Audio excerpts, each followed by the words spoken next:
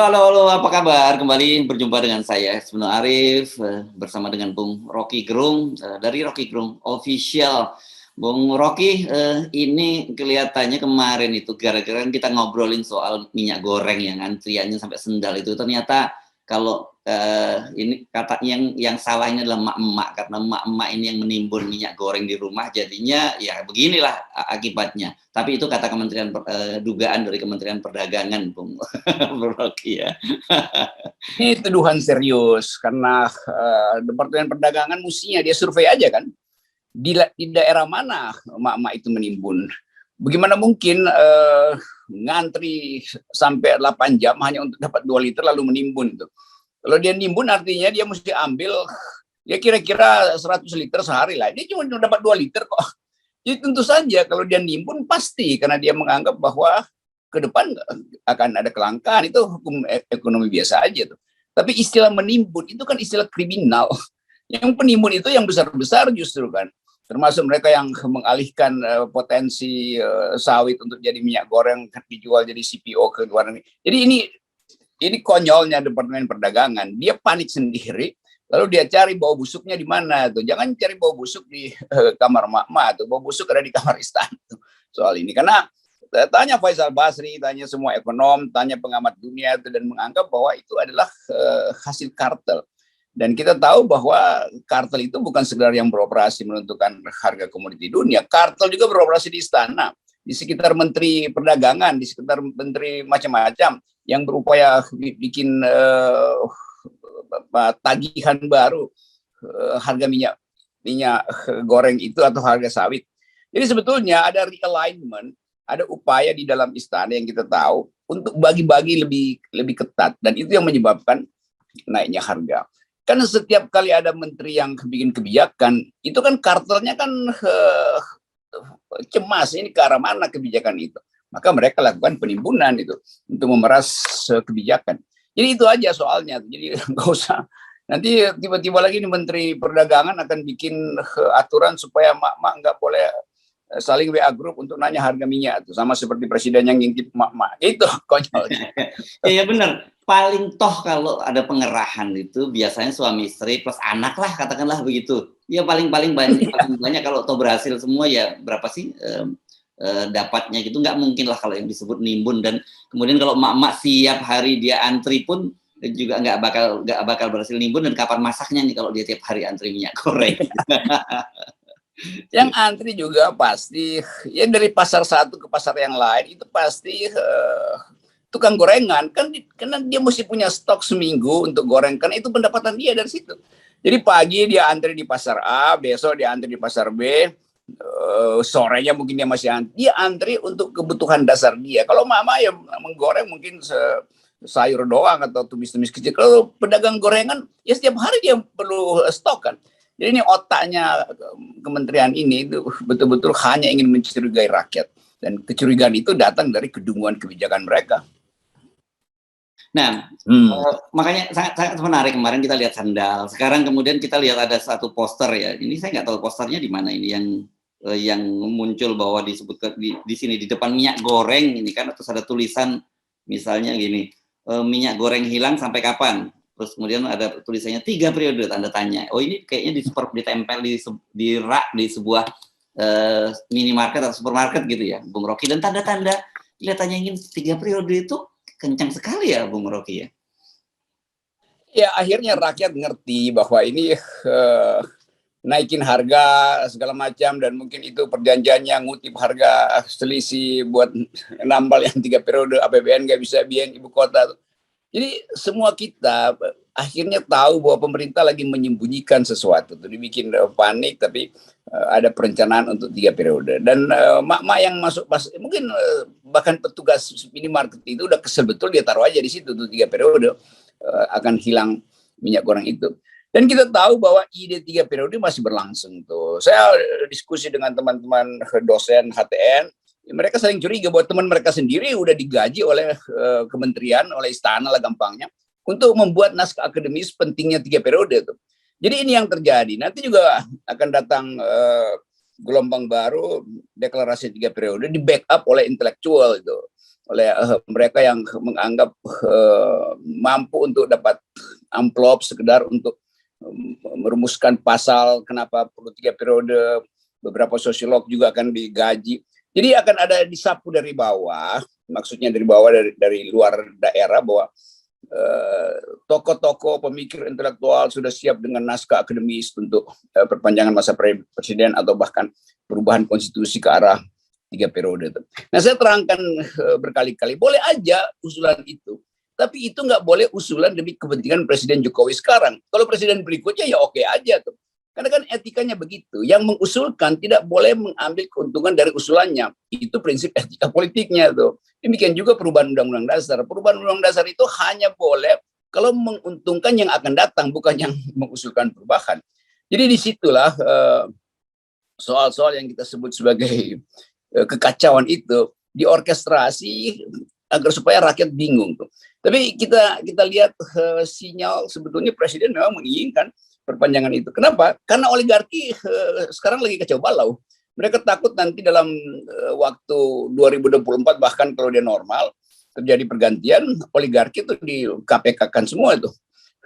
Demikian juga menteri-menteri yang bermasalah kan. Jadi mereka menunda sebetulnya untuk memastikan mereka aman dari jeratan hukum. Nah, itu nggak mungkin karena demokrasi sudah terbuka. Semua yang punya masalah, komorbid politik, komorbid korupsi itu pasti akan dikejar nanti. Nah, itu sebetulnya latarnya kenapa FNN selalu mengucapkan kita harus curiga. Bahkan ketika presiden bilang dia tegak lurus, kita mesti anggap bahwa dia tegak bengkok. Dan ini kalau kita lihat tanda-tandanya bahwa ini operasi mulai berjalan itu kan sangat terlihat ya. Kita sejak kemarin membahas ada beberapa baliho dan spanduk-spanduk yang masif, dan ini terorganisir karena menggunakan satu nama, namanya Kobar gitu ya. Dan di beberapa daerah muncul mulai dari Sumatera sampai Jawa, sampai luar Jawa, semua serempak untuk mendukung Jokowi 3 periode.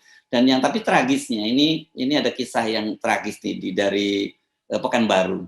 Ini ada kalau kita baca beritanya, wartawan menggambarkannya dengan dramatis. Rupanya ada semacam yang penyedia jasa baliho ini baru dikasih DP 150.000 dari biaya seharusnya 7,5 juta gitu. Kenapa dia mau, meskipun DP-nya sebenarnya kecil itu, karena dia lagi butuh duit dan ini ada proyek. Tiba-tiba orang yang meminta memesan baliho ini kabur. WhatsApp-nya di kontak udah nggak bisa lagi. Ini tragis ini, Bung Rocky. Ya, itu pola yang sama, kita udah ngerti pola itu. Dulu juga banyak bunga yang dipesan, ditaruh di Monas untuk mengeluhkan seseorang. Dan akhirnya ternyata itu nggak dibayar. Itu. Jadi mesen 1.000 bunga sekaligus, dikasih DP untuk 2 karangan bunga itu, terus dia kabur tuh.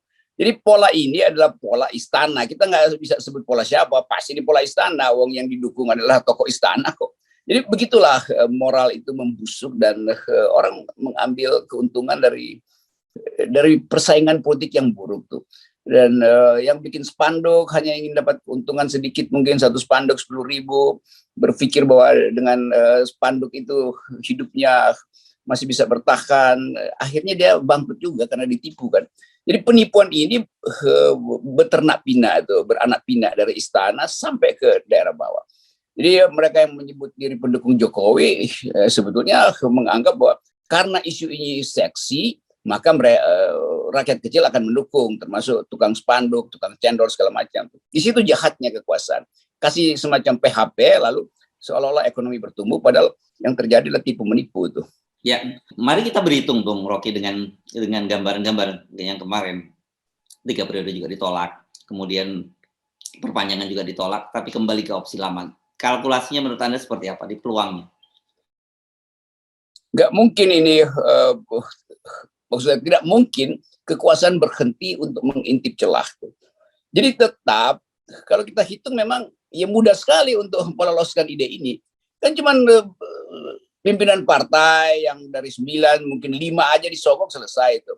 Anggota DPR dihitung aja, dikasih 1M selesai, dibikinlah sidang umum, segala macam tuh. Bahkan mungkin presiden keluarin perpu, lalu selesai, Mahkamah Konstitusi disogok tuh. Jadi sogok menyogok ini seolah-olah ingin membenarkan suara rakyat. Padahal ini adalah tipu menipu di antara elit aja kan.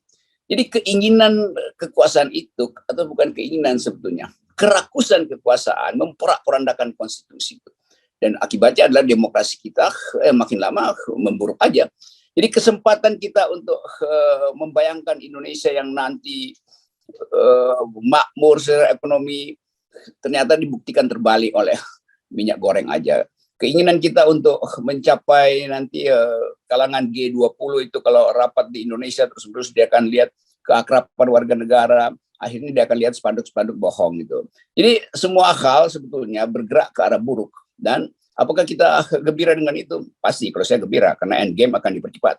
Jadi hukum-hukum sejarah sebetulnya menginginkan percepatan perubahan politik dan itu tanda-tandanya. Nah, yang terakhir tentu kita mesti pastikan setiap hari kekuasaan itu rapat untuk cari celah mengakali konstitusi. Jadi rapat-rapat gelap di istana itu adalah dalam upaya untuk memastikan oligarki masih bakal dapat limpahan rezeki ekonomi, sementara rakyat itu disuruh ngantri di panas terik dan bahkan masih dituduh sebagai penimbun. Itu intinya tuh. Lalu ya muncul sinyal-sinyal baru, mungkin presiden punya prestasi ini, prestasi itu yang sebetulnya kita udah tahu bohong semua itu.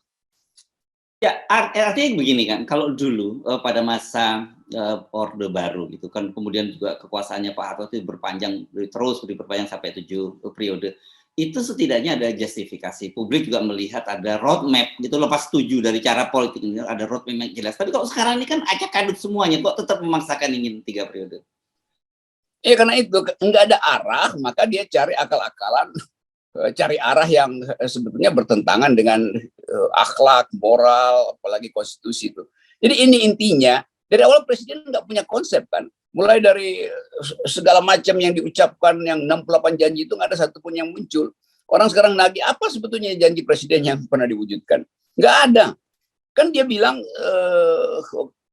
saya berhasil bangun infrastruktur segala macam. Iya, waktu itu Anda janji kami akan bangun infrastruktur tanpa utang, kan itu janjinya kan. Jadi kalau dibilang berhasil ya karena berhutang. Kalau itu mah tukang cendol juga bisa bangun infrastruktur. Cuman soal berhutang kan. Nah, sekali lagi soal-soal semacam ini yang soal dipalsukan. Ada isu kekacauan anggaran lalu dianggap bahwa itu adalah kerjaan oposisi itu. Lalu dari awal kita tahu ekonomi ini udah memburuk bahkan sebelum COVID. Jadi semua janji yang dibuat presiden, termasuk apa SMK segala macam itu kan nggak ada buktinya tuh. Jadi pembuktian itu sebetulnya harus bisa kita pastikan terlihat tidak terbukti kalau masa presiden justru dipercepat, jangan diperpanjang. Dan itu sebetulnya orang ingin ya dipercepat aja supaya ada orang yang mampu menjamin ekonomi. Kalau yang sekarang kan dia jaminan, dia udah jadi liability, bagaimana dia mau kasih jaminan pada masa depan? Oke, jadi masyarakat bagaimana menyikapi soal perpanjangan ataupun soal 3 periode ini? Seharusnya bagaimana masyarakat menyikapi soal ini?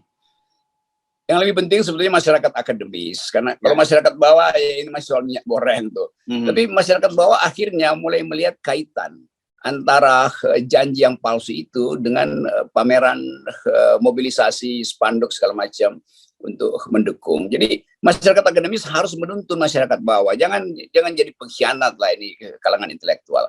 Hanya kan diupah berapa sih buat bikin paper akademis? 5 juta udah banyak tuh, dan 5 juta itu justru menunjukkan kualitas dia tuh. Bahwa seorang akademisi bisa disokok 5 juta untuk menghasilkan paper akademis yang akan memporak-porandakan bangsa ini. Itu saya kira intinya tuh. Oke, ini kan kalau yang ini kayak ecek-ecek berpikirnya jangka pendek dan kemudian dampaknya ini adalah jangka panjang, dan dari sisi demokrasi ini bakal merusak sendi-sendi demokrasi yang selama ini susah payah kita bangun, saya kira ya, Bung Rocky ya.